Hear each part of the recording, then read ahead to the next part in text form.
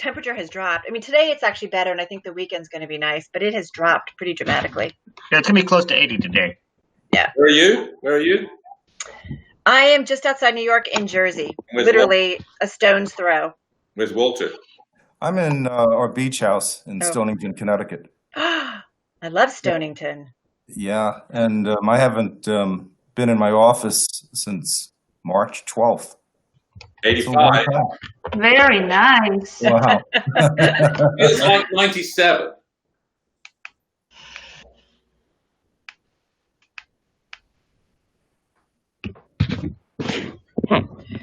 How we doing, Kylie?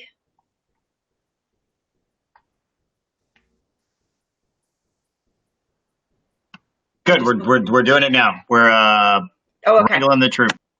Okay. Okay. Walter, you know the drill, but Danny and Elaine, I'll do a little bit of an intro just for some housekeeping, and then we'll jump right in. Right. Is Peggy joining? I believe so.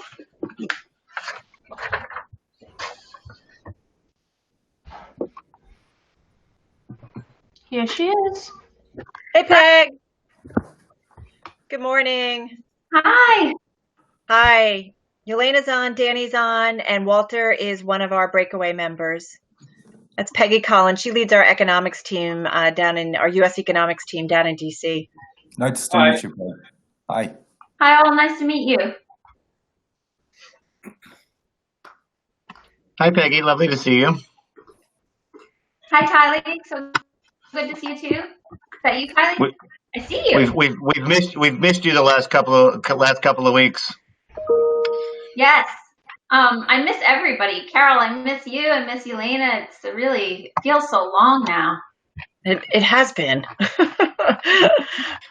You've been in DC a while now. It's just like it's unbelievable how long we've been all kind of separated and yet trying our best to stay connected. I know.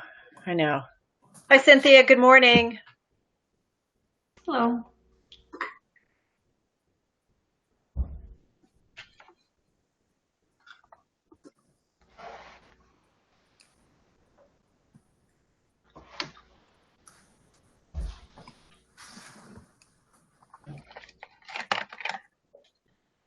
I think we're just waiting for everybody to get on.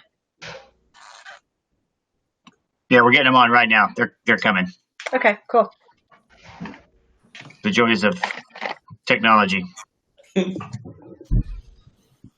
doesn't know anything about that. He got on yesterday with no problem. Kinda. I saw the email chain. I was on air. I'm like, okay, We did it. We were fine. That's why we practiced, right? I know. I laughed out loud. I was like, "Why is Carol still on?" I know. Somebody should take her off of this chain. It's okay. I'm from a large family. I know how to ignore things.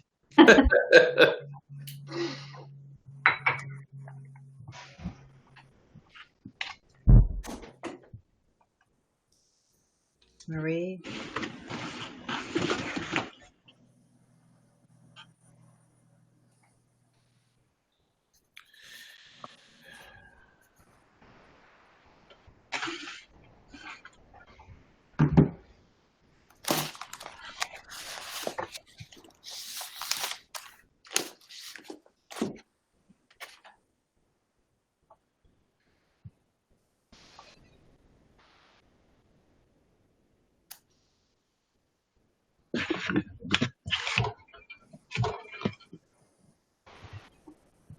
I think everybody's sleeping in this morning.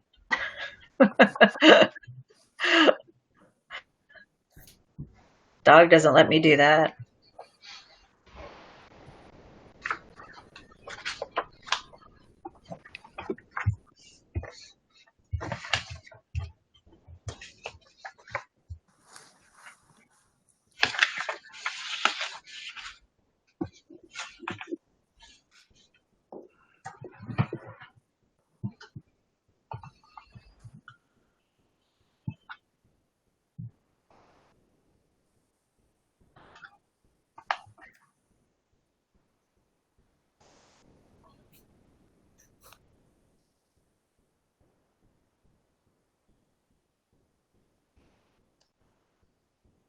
Hey, David. Good morning. Good morning, Carol. How are you? Good. Good. Nice to see you. Thank you. We're just getting everybody on. Yeah. And I actually have electricity today, so I can talk to you. I was gonna say, electricity. It's a good thing.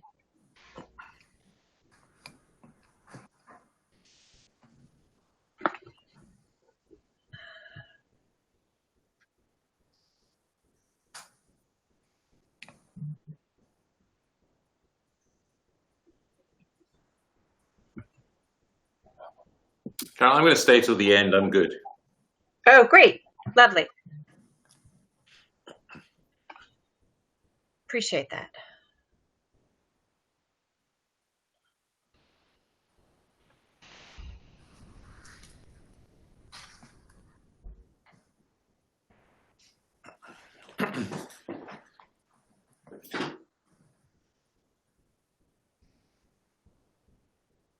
There's Peggy.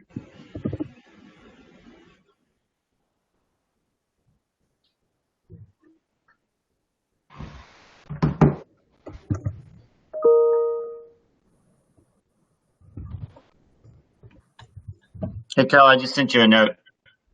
Okay.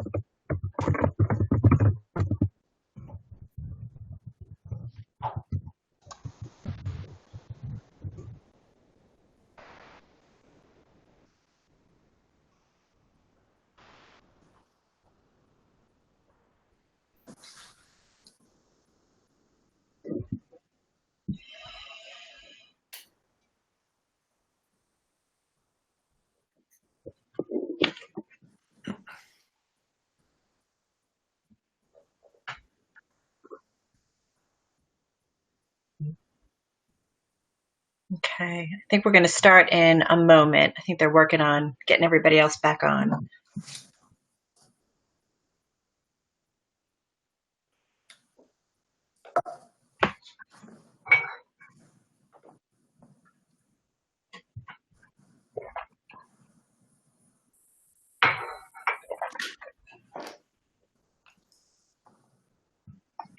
Hi, Marie. Good morning.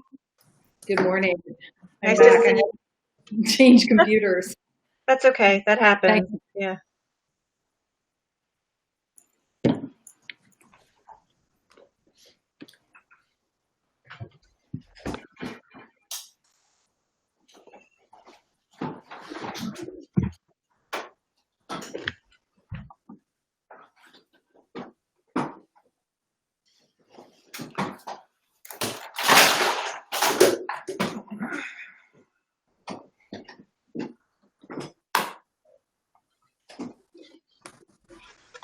Sorry, guys. We usually start on time. I'm not sure whether they're having a tech problem. They're just trying to get everybody on.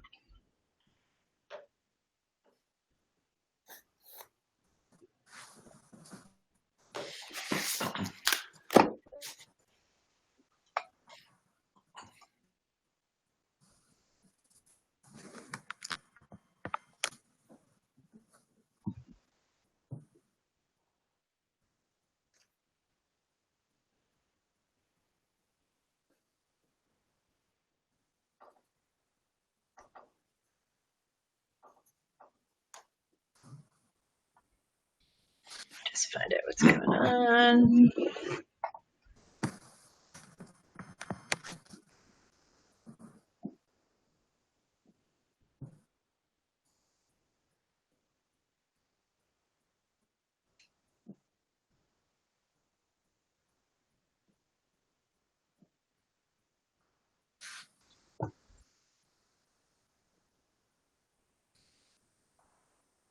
Okay.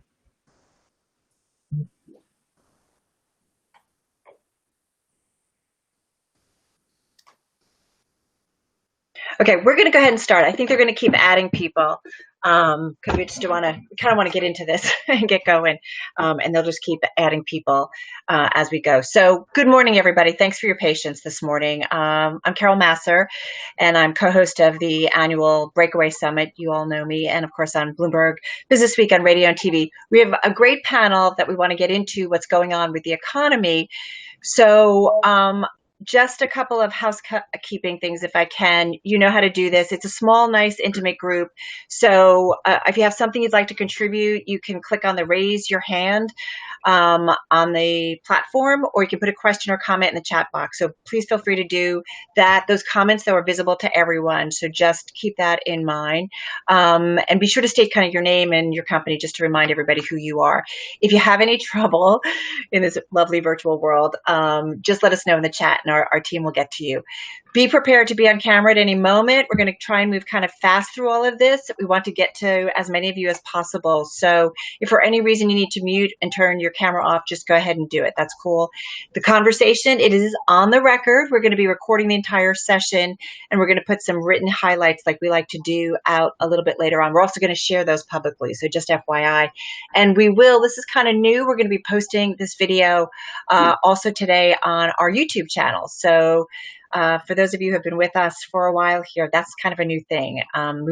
We think these are great discussions. I have to tell you, I use this stuff on my air, live on air all the time. So we think it's really important to post. If you're not comfortable with that, though, and you don't want to be on camera, just turn your camera off and just use your mic. So let me just introduce everybody. Danny Blanchflower, economist, professor at Dartmouth, fisherman, former Bank of England Monetary Policy Committee member. He's got such a great take on the economy, so I'm so delighted that he can join us today. Also with us is Peggy Collins. She's managing editor for the U.S. economy team at Bloomberg News. She's based in Washington. She's a good friend. She understands the financial markets, the investing markets, understands the economy, so it's great to have her part of this platform. And then also delighted to have with us Yelena Shaletyeva. She is a common guest for us on Bloomberg Radio and TV. She's senior U.S. economist for Bloomberg Intelligence. So terminal users often look to her research to understand what's going on in the economy. I do want to stress, as you know how I like to do it, it's really organic. So I've got some questions for Danny, Yelena, and Peggy, but please feel free to break in with your own questions for them. Danny, Yelena, and Peggy, same thing. Feel free to ask our Breakaway members things because they have just great front row seats to what's going on in the economy because they've got to run their businesses and make decisions. So with all of that, I can get rid of the housekeeping. Ta-da, and let's do it. If I can, just kind of a little informal poll. Greg, good morning. Nice to have you here with us. So quick show of hands. How freaked are you about the outlook? And here are your choices. I'm hiding in my bunker. I'm very freaked out. It's manageable. I see green shoots. So I'm hiding in my bunker. Who feels that way? Danny. Okay. I'm very freaked out. No. Manageable. David. I see green shoots. Okay, and there's a few of you. I didn't know that I saw any hands. Danny Blanchflower, you are freaked out. How come? Well, I'm very concerned about the real economy. I mean, I quite understand that people in financial markets or in certain markets might see this as an opportunity, but I'm a labor economist. I've also been a central banker, and I'm also thinking about what you might do and what you might think about what you might do with policy that takes a time to have an effect, given that we have really no clue what's coming. So obviously it depends. It's a really big deal. The ability of a central bank to respond, the ability of fiscal policymakers to respond, I worry about. And I think what I should say, in a sense, if you look at the historical record, if you look at the record of the Great Recession, and you look at the record of the Great Crash, Elaine is going to talk a bit more about some of this, but we have never seen anything that happens this fast. I mean, obviously we can talk about the drop in output in the UK of 20% in one quarter, and a big change in the unemployment rate, but we've never seen it happen to this speed. So that worries me. And the other group that really especially worries me, and I started out 40 years ago working on the young, and the young seems to me a very big worry. So we can all talk about firms furloughing workers and all the rest of it. But what about the kid who just came out of a high school in Brooklyn or in Alabama or in London? And it seems to me those are considerable worries. And it might not be separate from my concern about the unrest that you see in cities. Young unemployed people don't go home and watch the television like old unemployed people. They do bad stuff. So I'm worried about the real economy. I'm worried about our inability to forecast. I'm worried about the lack of firepower from the policymakers. And I'm also worried about the fact that we have no historical record of a drop of this order of magnitude. The scale of it is, but we've never seen anything of this speed. Yelena, you share his concerns? Yes, absolutely. I was just going to jump in, and I am worried. I'm in the worried camp, although I probably do see a few green shoots here and there. My worry is about complacency, the complacency of policymakers that just see the data being better than expected. We see this huge rebound in the third quarter following a huge drop, which frankly is not that hard to achieve given the amount of terrible things that happen in the second quarter. But what is happening right now is we see that policymakers just simply sitting there. There's still a lot of space between the Democrats and Republicans in terms of the amount of the fiscal package that is required, how to spend these funds. And frankly, we're not going to see any kind of a fiscal package before the election. So despite some recent buzz, and maybe Peggy can talk about this a little bit more, I think it's just that economists understand that the economy needs more fiscal support, and with the Fed really having spent a lot of their ammunition already, but we are not getting it. And we are entering the phase when the economy will just simply start to slow down considerably, and whether it falls back into the negative territory or continues to grow slowly will really depend on how much fiscal support we're going to get. Well, let's go to Peggy, because, man, we heard from Jay Powell big time of the Fed this week. We heard from Steven Mnuchin. The markets actually bounced off lows yesterday because there were headlines and stories about Mnuchin and Pelosi now talking about another round of stimulus. Peggy, where are we on this?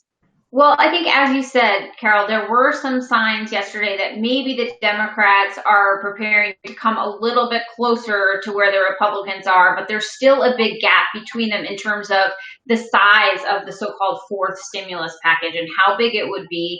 Well, to Danny's point, one of the big questions out there is people who have been relying on the extra unemployment benefits. So it's clear, and Powell mentioned this yesterday in the hearing, that the CARES Act, with the direct checks to people early on and the extra $600 a week early on as well, that really did help the economy. It continued in terms of allowing for consumer spending. And what Powell was saying yesterday is that he's concerned that if people don't continue to have some fiscal support, especially those that are out of jobs, and we have millions of people still out of work, that households will start to eat into their savings, and that will have a big impact on consumer spending, which up to this point we have seen hold up very well.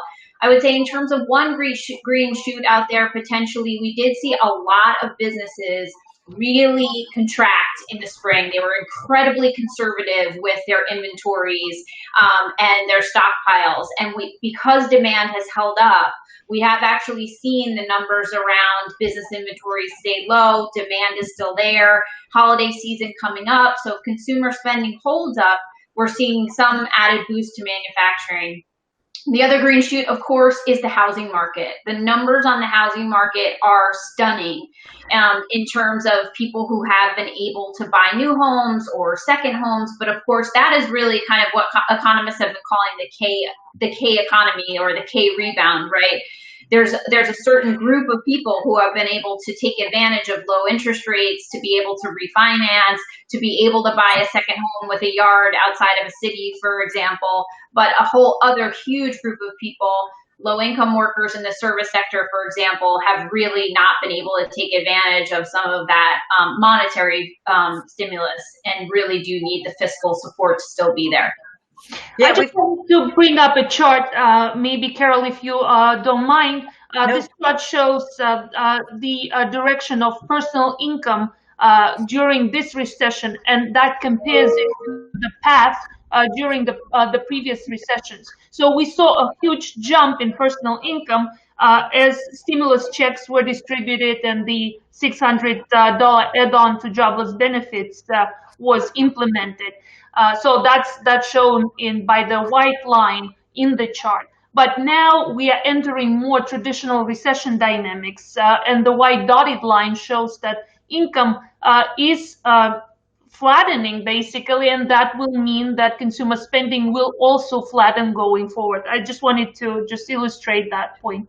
Yeah, Danny, come on in. Yeah, I mean, these comments, I completely agree. I think they're completely sensible comments, but I think we're in a bit of a problem here. The Fed's credibility seems to me to be on the line. I criticize them endlessly for getting the Nehru wrong. They've got it wrong again. And I think if you read the projections, I'm going to disagree a little bit. If you read the projections that they've just made, they're out of Alice in Wonderland and Dream World. I think what they actually depend upon, I read it, that actually contrary to what Peggy and Yelena said, I think their forecasts depend on a Claudia Psalm $5 to $6 trillion stimulus. Because without that, none of the forecasts that they may have the slightest bit of credibility. I'll just show you. For the first forecast, they say next year, the unemployment rate is going to be 5.5%, 4.6 the year after that, and 4.1 the year after that. Based upon what both Peggy and Yelena said, that ain't going to happen. And the idea that the Nehru today is 4.1 makes absolutely no sense. It was never 4.1 before because we were at 3.5% unemployment and wage growth was falling. So I think there's a real credibility problem because unless you get, let's go with what Peggy said. Unless there's an absolutely giant stimulus, much more than the scale you've talked about, those forecasts are dead in the water. I thought they were dead in the water 35 seconds after they produced them, but they're all once again erring on the low side. They're all saying, "Oh, life's going to be wonderful," but I don't think that's of this world. But I'm a labor economist, and I've been arguing against this forever, and I was right, and they were wrong, and they're wrong again. Well, at this point in the game, and Peggy, you know this is something we've talked a lot. Do we have to be concerned about what this means for deficits, or we can't even be worried about that right now? What we need to do, and I think about that K-shaped recovery. We've talked with Peter Atwater over at William & Mary a lot on our air about for some people, they haven't even felt anything during this pandemic, in terms of economically financial. They've kept their jobs, everything's doing fine. They've made money in the stock market. And then there are those at the bottom of the pack that are just barely getting by. So I do wonder, do we just need to go big or go home here, Peggy, when it comes to stimulus? Well, I think in answer to that, Carol, I'm thinking of two things. One is Powell said yesterday in testimony when he was asked about this on the Hill, he basically said, look, at some point we're going to have to get our fiscal house in order. That will not be something that is a luxury forever, but right now is not the time to worry about deficits. So he's been pretty clear on that from a monetary policy point of view. From a fiscal policy point of view, I think it's interesting in terms of one of the things that whether Trump or Biden wins, both of them will be in a position to potentially do more for the economy, whether it be on infrastructure or fiscal spending in terms of unemployment benefits or help for the jobless, than they might otherwise have been in a position. No one right now is really running and screaming about deficits given the magnitude of this problem. Well, and let me ask you all, because I know when we were doing our planning call, we were thinking about the factors that most impact the economic outlook and the things we came up with COVID-19, obviously. Like Danny, I think before we all got started is like you can't have any conversation without kind of thinking about all those variables that impact everything, including COVID-19, the election outcome, Peggy, like you just mentioned, also Fed policy and more federal stimulus. What's the most important thing, Danny, for the economy right now? Well, I think actually the one thing you haven't mentioned is probably the most important, which is to what extent are there going to be long-run changes in people's behavior? So if you think of the comments that we've just made, potentially we bring the stimulus back. That suggests that Kudlow would be right. There's a V-shaped recovery, we restore all of this, we get a vaccine and all is fine. But supposing we get a vaccine, but suddenly there are long-run changes in people's savings behavior, in their ability to travel and go to places, and are they ever going to go to a movie theater again? So I think that's the biggest unknown thing. I just want to raise something else as we go along about the difficulty of actually working out what's going on. So a number I want to share with people. I love to look at the wages of production and non-supervisory workers. That's, to me, is the best wage series. From the day of the pandemic, wage growth for those workers shot up and tripled. So in the last 5 months, it's been 7, 8.2, 7, 6.2, 6.2. Why? I mean, wage growth hasn't gone up. And I think we have to be mindful of this. Why has that happened? And the answer is because the lowest part of the wage distribution has dropped out. Right? The impact, we can all sit here and say, yeah, we can manage it. But actually, let's guess, I don't know what proportion it is, we're still trying to understand it. But real wage growth in the economy isn't +7. It's something's happened to this lowest part of the wage distribution. So I think two things. Are there long-run changes? And what are they? And then secondly, is there an increasing disconnect between the people at the low end who've dropped out of the wage distribution? I mean, they've dropped out. We've never seen it. I mean, I'm a wage person. I've never seen wage data ever that looks anything like this. In a crisis, wage growth slows. It tripled in 1 month. It went from 2.6 in March to 7 in April. So I think those are the things we're missing. And the interpretation, if you go back the other one, the unemployment rate in March, from March to April, jumped to 15%. But the BLS said we don't know how to measure it. And if we use our traditional measures, it's 15%. But really, it's 20%. And so I think our ability to actually work out what's going on is hard because of these long-run changes. So I think that's the great unknown. And CEOs and others presumably have to be thinking about, this temporary furlough, is it ever going to open again? And I think that to me is the question I would like to hear from people. And presumably you can't assume all would be normal. I mean, Peggy and Elaine, whether they agree with that. Well, let me just jump in here, and thanks for your comments on the labor market. And I would like to also add another topic here, shadow unemployment, right? So people are leaving the labor force en masse. And look at the monthly flows from unemployed out of the labor force. We have 3 million people leaving the labor force every month. Those people are not going to get paid, even though they are not accounted in the unemployment rate statistics. Those people, most of them are young, actually. I agree completely. So, and then that means lower living standards going forward, less again, and it goes back to less consumption in the economy. Another problem is the duration of unemployment, which is increasing quite tremendously, and we have a slide on that on page 4, I believe. So by the time we get the September payrolls report, a lot of people will be unemployed in the US for 26 weeks, which by BLS standards is already long-term unemployment. By the time we get to the October payrolls report, those will be long-term unemployed. So that is the problem that Janet Yellen had to deal with in the previous expansion. And that's what Jay Powell will have to deal with this time around.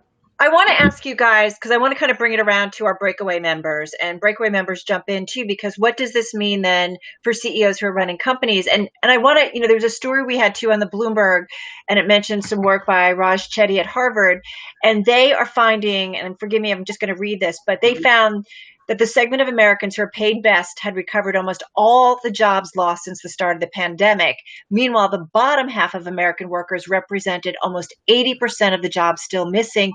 And basically, some of the conclusions is that today's workers can no longer expect to be earning more than their parents did. And I do think about, so what's the implications?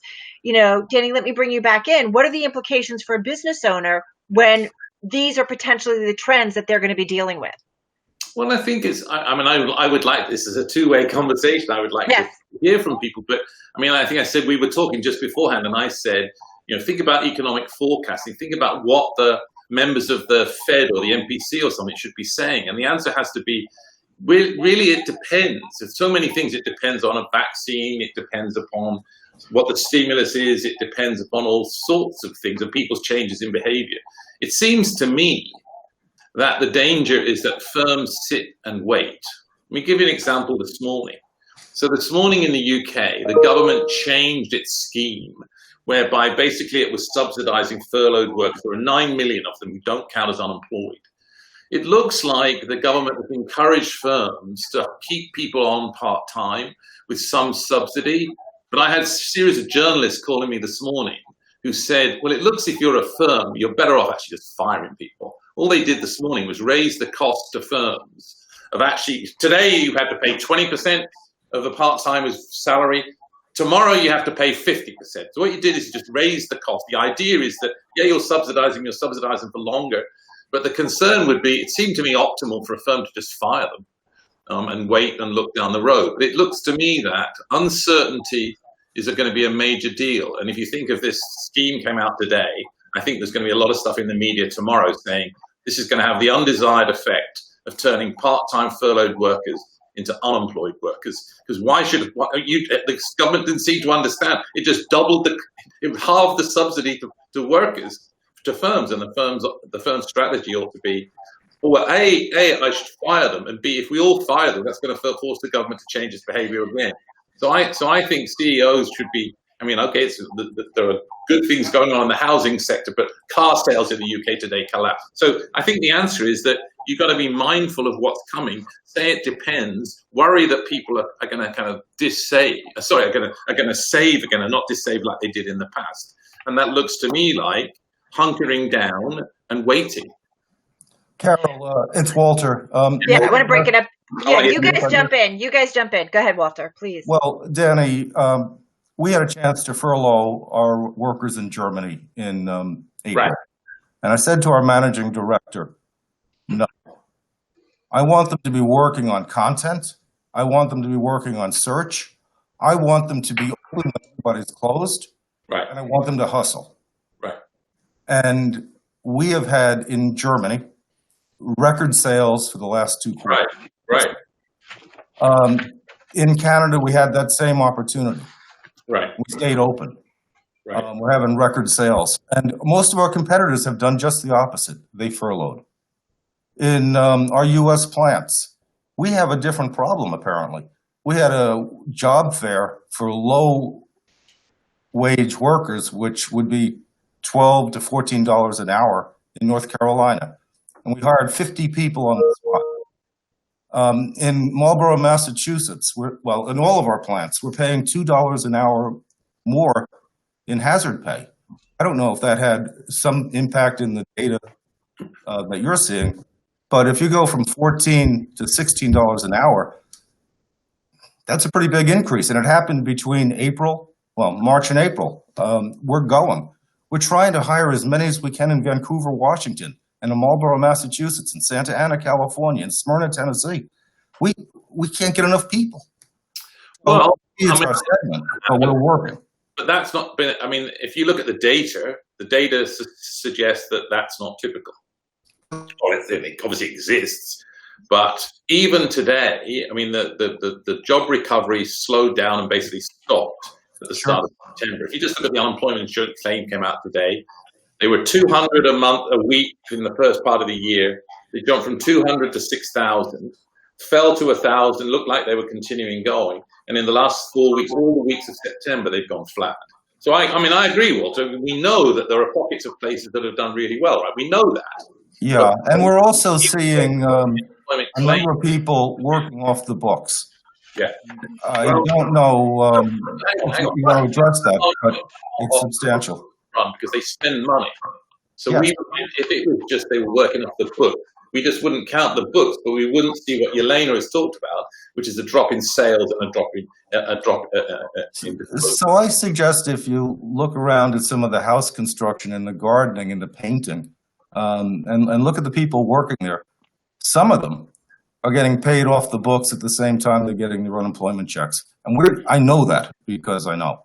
And I also am fairly certain that some of the people we can't keep their jobs is because they can make so much on the unemployment. Now, I totally agree that it's a scary environment out there. And all I'm doing is saying, guys, be aggressive, focus. We are not staying still. We can't. but it's scary.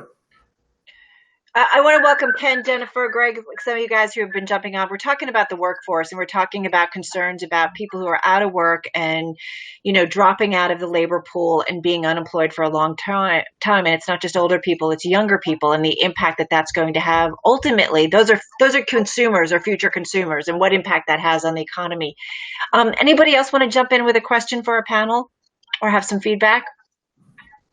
Carol, do you mind if I just mention one thing I was thinking of in the discussion with Walter and Danny? So as Walter was saying, we have done a number of stories related to this tug and pull in terms of unemployment benefits, and then whether or not that's actually causing some workers to think about whether they want to come back and weigh the health concerns with the added benefits. But of course, the $600 a week expired at the end of July, and then Trump's bridge or stopgap is drying up in states too. So I think people are starting to look at, like, if we go from 600 to 300 and then to 0, what would that mean for workers? But definitely wanted, to note that we've seen that as well in our reporting, Walter. And the other issue, to Yelena's point about people dropping out of the labor force, and we've seen this particularly come up related to women, is the struggle that parents are having with the fact that the kids are at home in a lot of places. Right. That without schools open, people are having to really decide, how do you manage going back to work and then also having kids at home who need help with schooling. So that is really something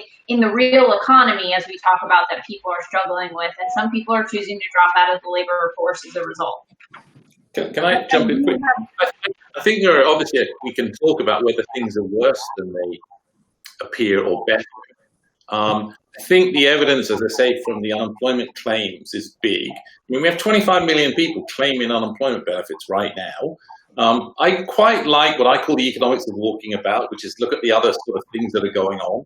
One thing I think which is kind of interesting, if you go to Google Trends and you search for the word unemployment, that trend rose dramatically through March, declined steadily, and almost to the day after what Peggy said, when the benefits run out, that series starts to pick up again. So I think there are certainly indicators. It's hard to argue that things are better than they appear, which is sort of what, I take Walter's view that there are places, right? I think in the UK today, they shut everything down. I've got family, I've got daughter and grandchildren in England. The place is closed down again. I mean, clearly, Walter could argue you shouldn't do that, but what we know is when you close down, the UK had 20%, not annualized, had a 20% drop in output in Q2. 20%. Over the period of 5 quarters in 2008, output fell by 5% over 5 quarters. So we've seen 4 times the drop in a quarter of the time. And and that didn't work. So, I agree with Walter. In the sense that you shut down, you do these things. We've never seen economies have to bounce back from that. And whether it should or should not have happened, it's likely to have closed firms just for the speed and the scariness that Carol talked about.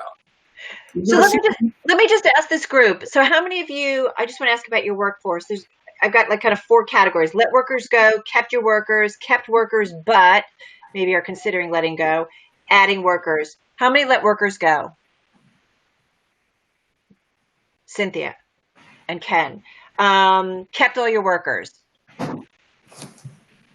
Walter Canal. Kept workers, but you're now kind of reassessing your situation. Adding workers. Walter. I have to say, I walk outside of our Bloomberg headquarters in New York, and some of them are bad retail stores that we knew were going to shut down, but there are so many shut down, storefronts and vacancies. And I do wonder about, the longer term impact. What kind of economy, let me put this to Yelena, Danny, and Peggy, should our CEOs... Marie's got a hand up. Maybe we should go to Marie. I'm sorry, Marie, go ahead, please. Thank you. Actually, it's a comment, but it's also a question for the panelists. This is, with these unprecedented times, certainly with COVID, it's accelerated 2 things. One is arguably ESG, and as part of that, diversity. But the other piece of that is the utilization of technology. And Carol, to your point, it sounds like you might be going down the path of bricks and mortar. Should we be rethinking some of these businesses and strategies? and creative ways to access talent in a more global way. But it does and have the possibility of disintermediating our existing process and current talent. I'm based in London. I run EMEA, and we get frequently asked, is this an opportunity for us to utilize staff and talent and access them in different ways? I'd love your thoughts, please. Anybody want to take that? Yeah. Go ahead, Dan. I think that's a fantastically sensible and good point. But I think it kind of exacerbates things. I mean, it's huge opportunities for some, but obviously there are a lot of people who can't take advantage of that. I mean, I have a daughter who's the Associate Director of Admissions at Duke, married to a Scottish husband, went to Scotland. She's doing her job in the north of Scotland, and likely to be able to do it for a very long time. She gets up in the night and does. So those sort of opportunities are huge. But then the question is, does this widen disparities? Does this widen inequality? And I think the answer is, it probably does, because there are few opportunities for folks. And something else I worry about is that even if there are jobs for folks at the low end who can't go and be remote, the jobs are underemployed. And so in a sense, what we're going to see is, yeah, you have a job at the low end. You used to have 30 hours a week. Now you have 15. So I think the answer is yes, there are major opportunities, but the worry is that this has impacts in inequality terms. And just say one thing, as a central banker, I was always mindful that there was nothing you as a central banker could do. I mean, I voted for hundreds of billions of QE with a complete understanding that the point of it was to raise asset prices. I know that. I said that was what I did it for. Well, if that's the case, then those without assets get nothing, and those with assets get something. So it's going to inevitably come to doing more QE. There's going to be pressures on diversity and those at the low end and the young and all the rest of it. And the question is, are we going to do anything about it? So I think your point is very well taken.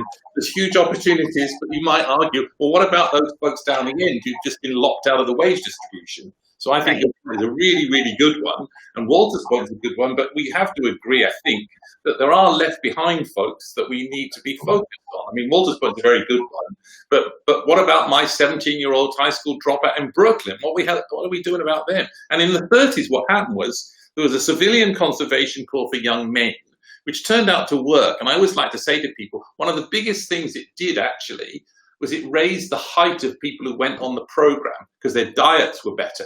And actually, you can show the 3 million young men who went on it grew more than the people who didn't go on it. So there are really, just really cool, interesting things. And we have to be mindful that people can't get food. Not you, not me, not my kids. But so I think your point's a really good one. But I think the diversification of things is going to be a big issue going forward. Well, the one thing I'm going to say in terms of talking with various CEOs too, they talk about the all of a sudden amped up speed of the digitization of our world, whether it's, how we buy in terms of retail. We've seen it in medicine with telemedicine big time. We've seen it in education, for better, for worse.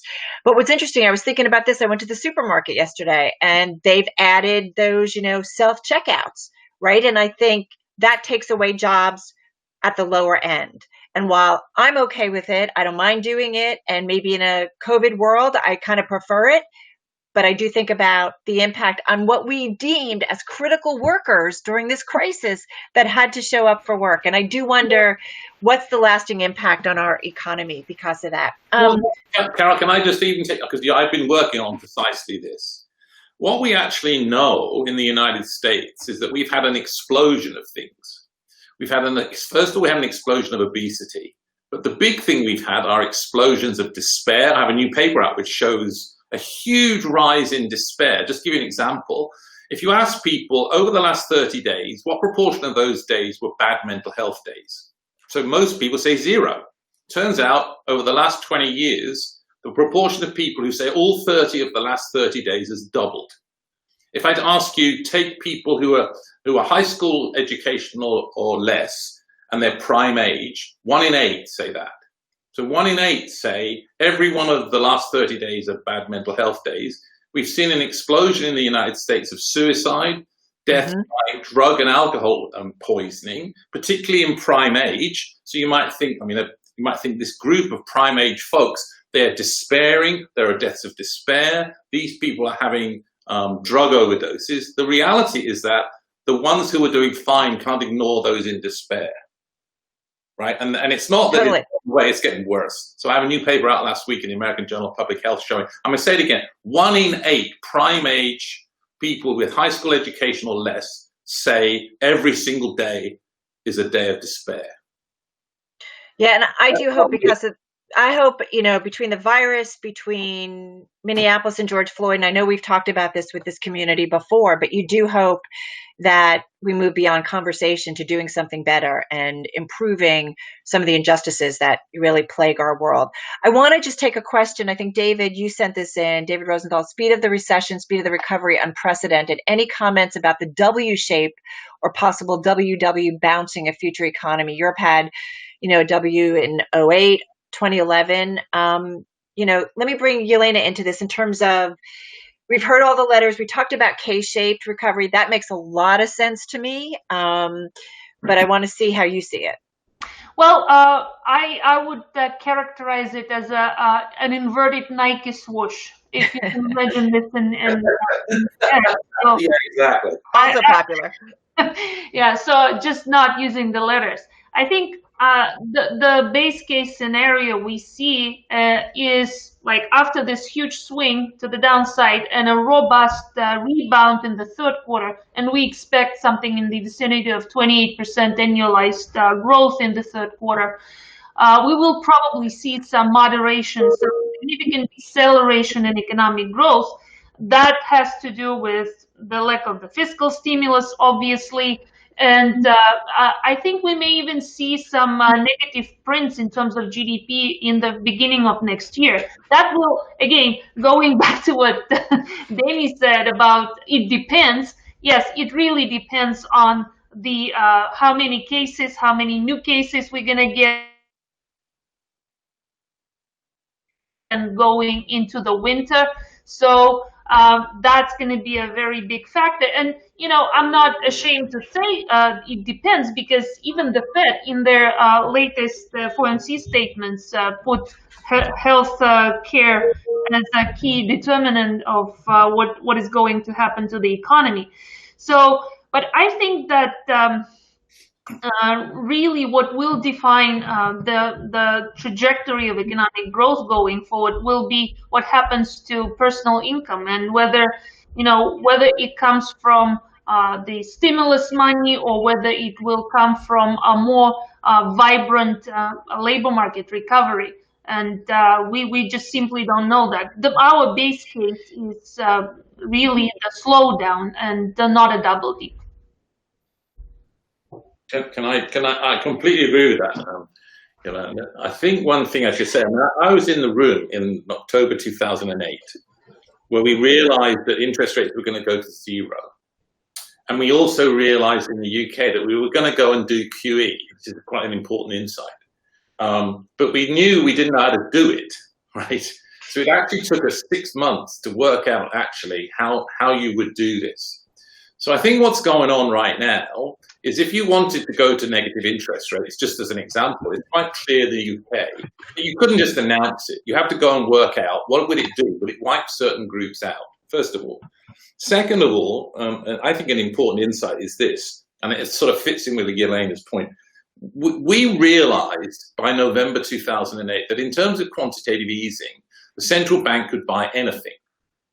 I mean, they could buy Walter's stock.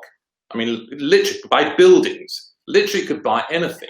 Now, if you said that to me 5 years ago, and you would have kind of laughed. But actually now what we have is, the Bank of England, I voted to buy private corporates. The Bank of England has been buying private corporates, including American corporates, because they made up some silly rule, which was if you employed 200 people in Britain, we could buy their bonds. So I think what is mindful for people is the potential to get anything like what Yelena said, to get wage incomes up and all the rest of it. It's going to come down to either a Claudia Sam giant stimulus, which I don't think is going to happen, or the central bank is going to have to do something, right? So what's it going to do? It's not going to keep buying treasuries.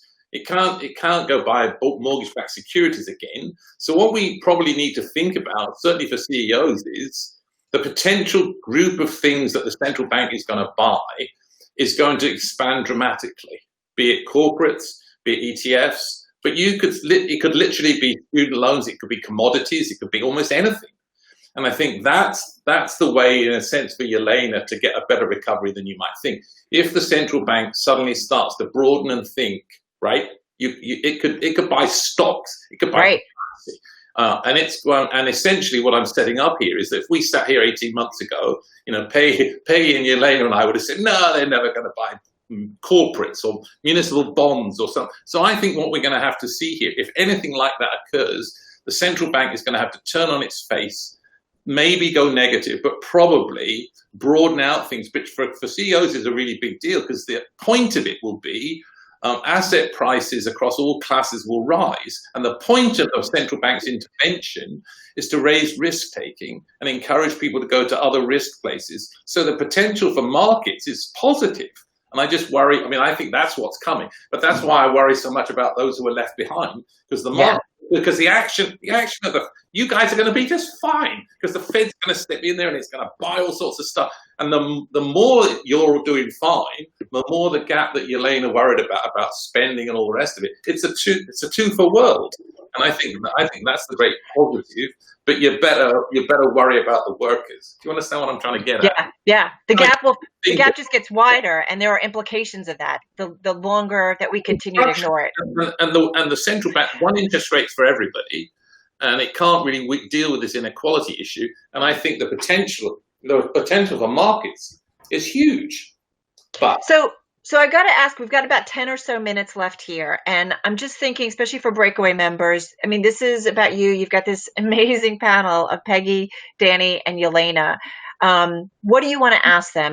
This is about uncertainty and where we go from here. So give me some rapid fire questions. And I'd love to bring in some of you that we haven't heard from.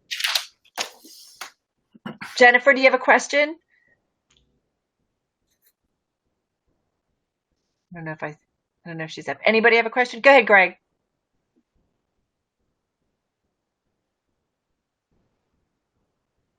There you go.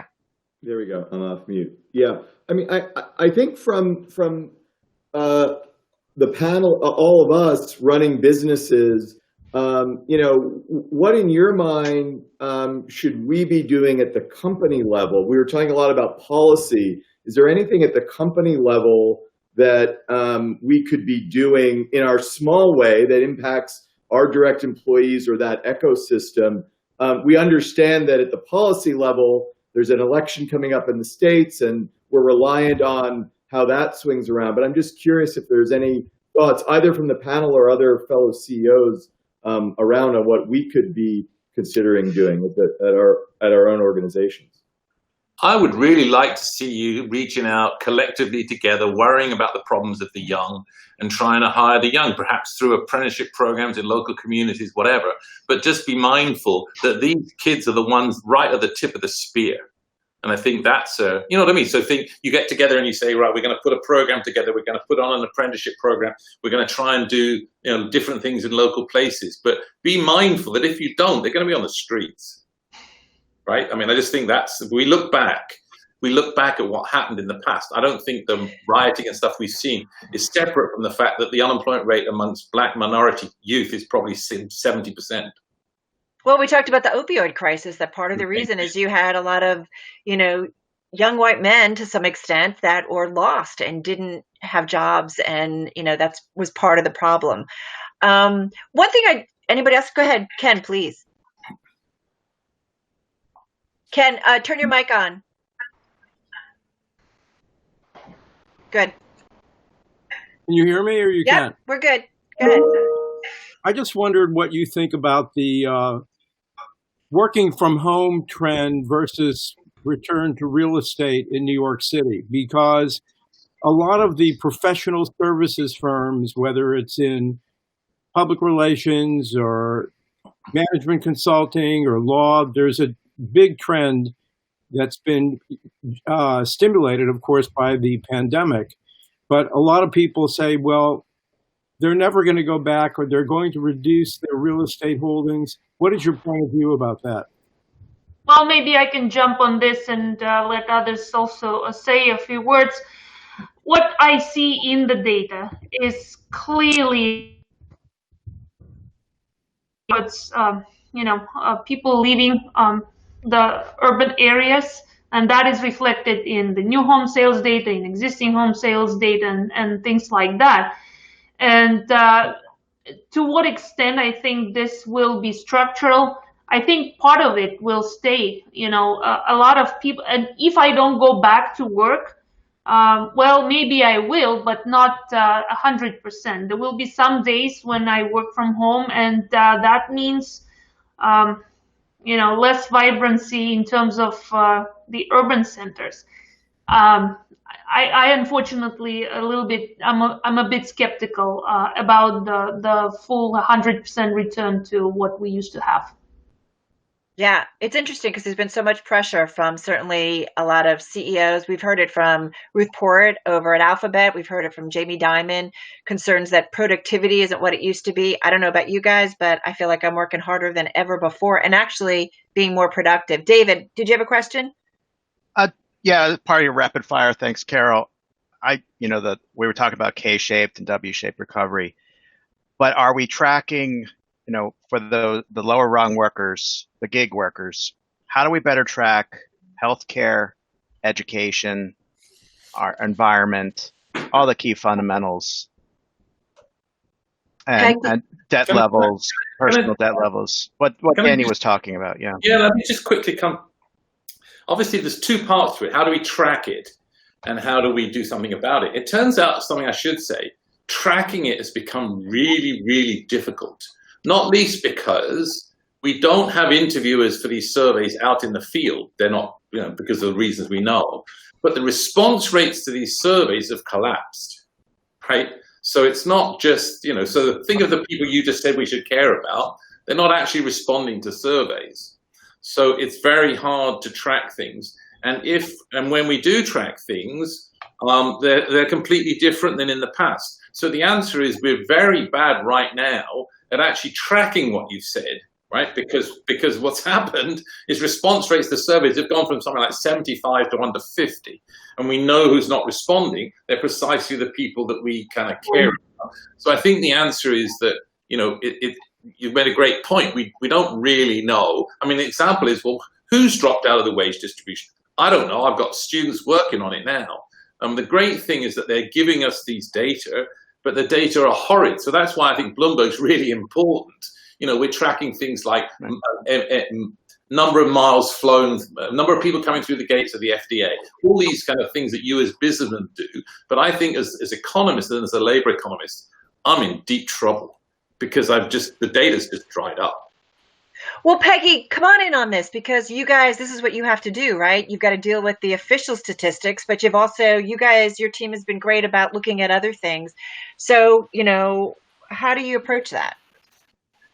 Well, I think like everyone that has experience in this field that's trying to figure out where the economy is going has really accelerated, to use that word Marie was talking about earlier, the use of quote unquote alternate data. So that's what we're talking about here in terms of we've really started to watch closely open table data, like where are people going out to dinner again? Where are they starting to retract because the state is seeing cases rise? The travel data that Danny was talking about as well. We've really started to try and look at these real-time sources of information, but it has been very difficult to marry them with the traditional ecoeconomic indicators that are generally on a lag. Jobless claims are weekly, but if you look at continuing claims, they're 2 weeks behind. And then to David's point, the PUA figures, the money that's been going out for the first time to the gig economy workers in terms of unemployment benefits, they've had a lot of question marks over them in terms of how are states letting that money out under what criteria, but also just the backlog and how are they counting it each week. So we've seen obviously states really struggle with the tsunami of claims that they had and the infrastructure of their systems that hadn't been updated for years. And so in a lot of the data, you're seeing like backlogs finally come through at different points in time. So the economy is recovering in fits and starts, but also the data is coming in fits and starts.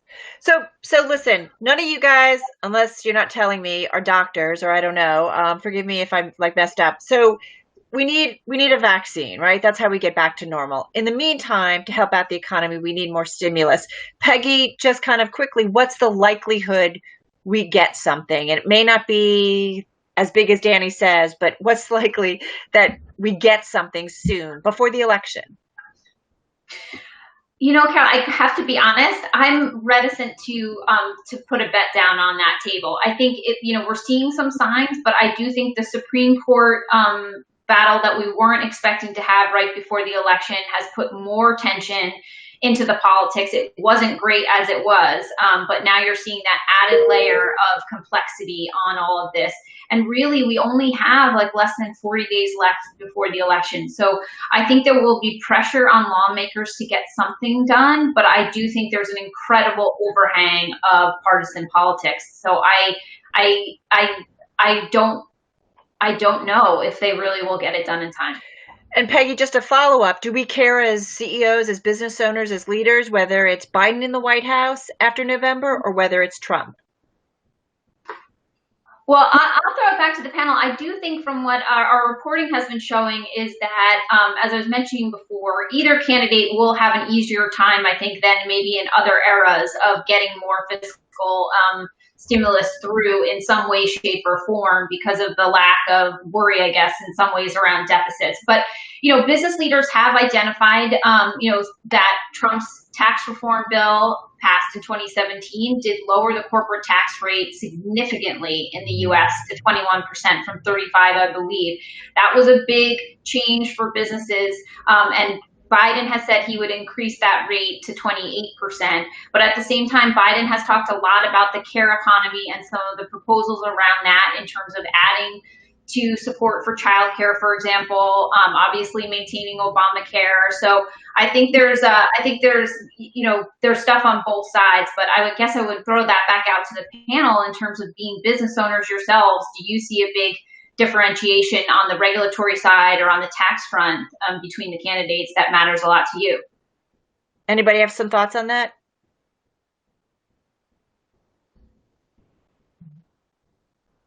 Okay.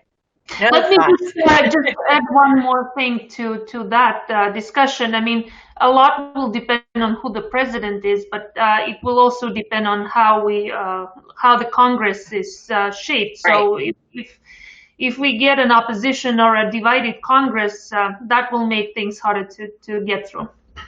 Gonna wrap up here. Danny, where do you think we're all going to be in 6 to 12 months in terms of the economic outlook? Not good. No. No. That's how we started, I know. I mean, we can be optimistic, right? But it's hard to see that any actions that are coming are enough and are enough to have an impact in 6 months. So supposing you implemented a stimulus package tomorrow, it takes a while to have an impact. And I think it's hard to think that any of the long-run behavioral changes that we're going to see are positive in overall macro terms for the economy.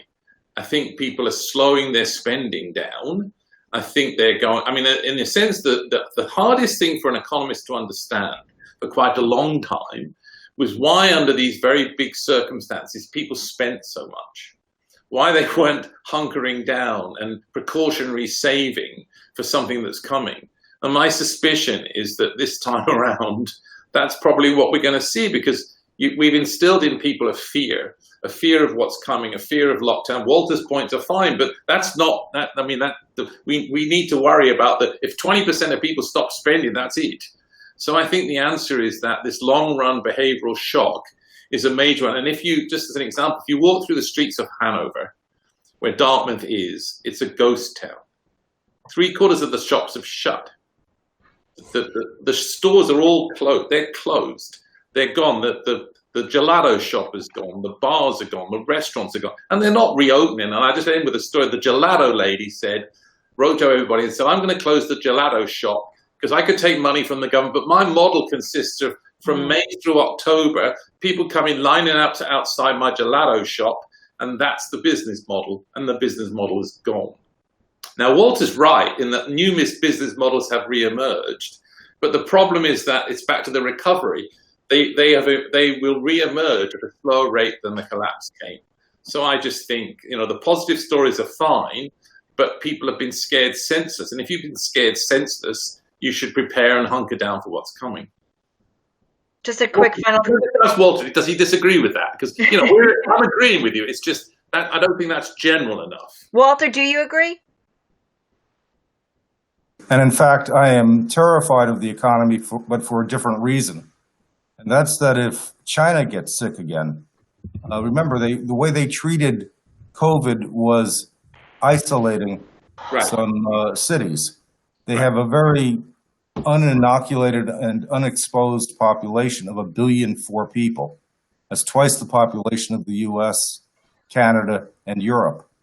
And if they get sick this fall, medical supplies go inward to China and exports collapse. That's what I'm really worried about. I mean, I totally agree with the being left behind. We try to do that, but of course, in a small scale, because if we hire 50 people, that's not hundreds of thousands. It's 50 people, in a day. But I worry in the macro, if China gets sick, and I haven't read any articles about that, but I know that they treated problems very differently than anywhere else in the world. Marie, do you have a thought, a fear, or thought about the next 12 months?